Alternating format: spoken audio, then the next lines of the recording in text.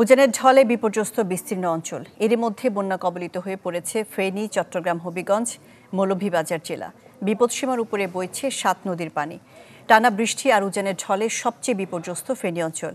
মুহুরী, কহুয়া এবং সেলোনিয়া নদীর পানি। এতে তলিয়ে গেছে পরশুরাম ও ফুলগাজী উপজেলার ৮০টি গ্রাম। পানি উন্নয়ন বোর্ড জানিয়েছে নতুন করে ৪টি পয়েন্ট ভেঙেছে বাঁধ। এছাড়া ভাঙ্গা বাঁধের ২৬ পয়েন্ট দিয়ে লোকালয়ে ঢুকছে পানি। ফেনী পরশুরাম আঞ্চলিক সড়ক তলিয়ে যাওয়াতে বন্ধ রয়েছে যান চলাচল। গোমতী নদীর পানি বেড়ে যাওয়ায় প্লাবিত হয়েছে কুমিল্লার নিম্নাঞ্চল। এছাড়াও পানি বেড়েছে মৌলভীবাজারের মনু এবং কুশিয়ারা নদীতে। নোয়াখালীতেও ভারী বৃষ্টিতে জলাবদ্ধতার সৃষ্টি হয়েছে।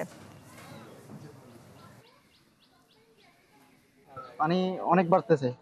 পানি এখনো আমাদের রাস্তা যে রাস্তা আছে এটাতে তো ১ কোমর আছে। আমাদের যে গ্রামের রাস্তা ওইটাতে পানি ১ বুক। ঘরে অলরেডি ১ কোমর পানি। সুতরাং আমার একটা ৩টা গরু ছিল, একটা গাভী মারা গেছে অলরেডি। এই এলাকায় কোনো বাসাবাড়ি আর বাদ নেই, পানির নিচে সবাই। প্রতিবারই শুনি যে বাঁধ মেরামত হচ্ছে, বাঁধ বানানো হচ্ছে, বাজেট হচ্ছে। আসলে প্রতিবার কোনোবারই স্থায়ী সমাধান হয় না। আমরা চাই স্থায়ী সমাধান, বাঁধগুলো স্থায়ীভাবে মেরামত করা হোক। বিশ্বমানের থার্মিক্স রড, সালাম স্টিল থার্মিক্স, দেশের একমাত্র থার্মিক্স রড।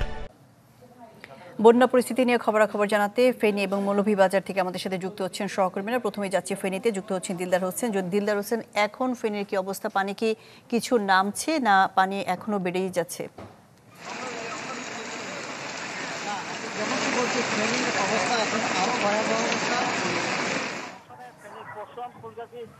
উপজেলার মুহুরী, কহুয়া, সিলোনিয়া নদীর বাঁধ ভেঙ্গে এবং পুরাতন বাঁধ দিয়ে পানি প্রবেশ করে প্রত্যেকটা বাড়িতে প্রায় ৩০ সাল পর্যন্ত পানি উঠেছে বলে আমরা দেখেছি এবং আমাদেরকে স্থানীয়রা জানিয়েছেন। এবং এর প্রভাব পড়েছে এখন ফেনী শহরের মধ্যেও। ফেনী শহরে এখন প্রতিটা সড়কে আপনার কোমর পরিমাণ বা হাঁটু পরিমাণ পানি প্রবেশ করেছে। কিন্তু পরশুরাম, ফুলগাজী উপজেলার যে পানি ঢুকেছে ওইখান থেকে স্থানীয় লোকজনকে উদ্ধার করার জন্য সেনাবাহিনীর বোট ৬টি বোট ঘটনাস্থলে গিয়েছেন।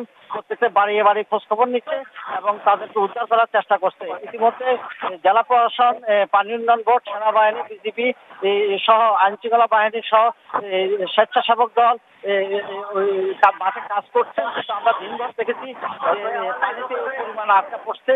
উজান থেকে নেমে আসা ভারতের পানি এবারে এই পরিমাণ বন্যা হয়েছে যে এতে করে খুবই ক্ষতিগ্রস্ত হয়েছে ওইসব এলাকার লোকজন এবং তার প্রভাব পড়েছে ফেনী শহরের মধ্যে। ফেনী শহরে যেখানে সেখানে কোমর পরিমাণ পানি দেখা যাচ্ছে। এই ছিল আমার সর্বশেষ। জি দিলদার হোসেন, এবার যেতে চাচ্ছি মৌলভীবাজারে, যুক্ত হচ্ছেন আব্দুর রব। আব্দুর রব, মৌলভীবাজারের কি অবস্থা জানাবেন? শাহনাজ, মৌলভীবাজারের যে ৪টি নদী, বিশেষ করে মনু, কুশিয়ারা, দোলাই এবং জুরি নদী, ৪টি নদী বিপদসীমার উপর দিয়ে প্রবাহিত হচ্ছে এবং বিশেষ করে মনু নদী মৌলভীবাজারের চাঁদনীঘাট পয়েন্টে ৮০ সেন্টিমিটার বিপদসীমার উপর দিয়ে প্রবাহিত হচ্ছে এবং রেলওয়ে ব্রিজের পয়েন্টে ১১৮ সেন্টিমিটার বিপদসীমার উপর দিয়ে মনু নদী প্রবাহিত হচ্ছে। এই নদী ক্রমান্বয়ে আসলে পানি বৃদ্ধি পাচ্ছে। এর মূল কারণ হচ্ছে যে ভারতের কৈলাসহরে ব্যাপকভাবে বৃষ্টিপাত হয়েছে এবং এই বৃষ্টিপাতের ফলে মনু নদী এখন টইটম্বুর অবস্থা এবং বর্তমানে এই নদীর ৪টি স্থানে পানি উপচে পড়ছে এবং ভাঙনের দেখা দিয়েছে। ফলে বিভিন্ন যে লোকালয় রয়েছে সেই লোকালয়ে পানি প্রবেশ করছে এবং মানুষ আসলে বাড়িঘর ছেড়ে বিভিন্ন উঁচু স্থানে আসছেন এবং তাদের যে গবাদি পশুসহ বিভিন্ন আসবাবপত্র নিয়ে বিভিন্ন জায়গায় মানুষ অবস্থান করছেন। এর পাশাপাশি দোলাই নদীর ৪টি স্থান পুরনো ভাঙন দিয়ে পানি প্রবেশ করে, যদিও দোলাই নদীর পানি ধীরে ধীরে কিছুটা কমছে, কিন্তু এই অবস্থায় বন্য নদীর পানি ক্রমান্বয়ে বাড়ার ফলে মৌলভীবাজারের কুলাউড়া, জুরি, রাজনগর, বিশেষ করে রাজনগর এবং কুলাউড়া উপজেলায় ব্যাপকভাবে মানুষের মধ্যে শঙ্কা তৈরি হয়েছে।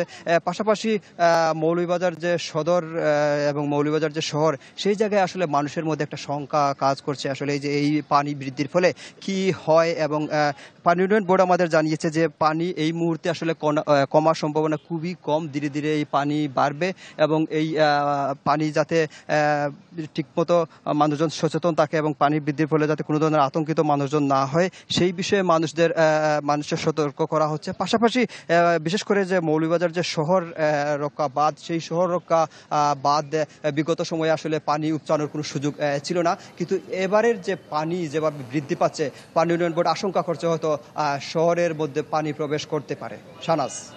জি আব্দুর রব, আপনাকে ধন্যবাদ। ফেনী এবং মৌলভীবাজার থেকে বন্যা পরিস্থিতির খবরাখবর জানাচ্ছিলেন আমাদের সহকর্মীরা।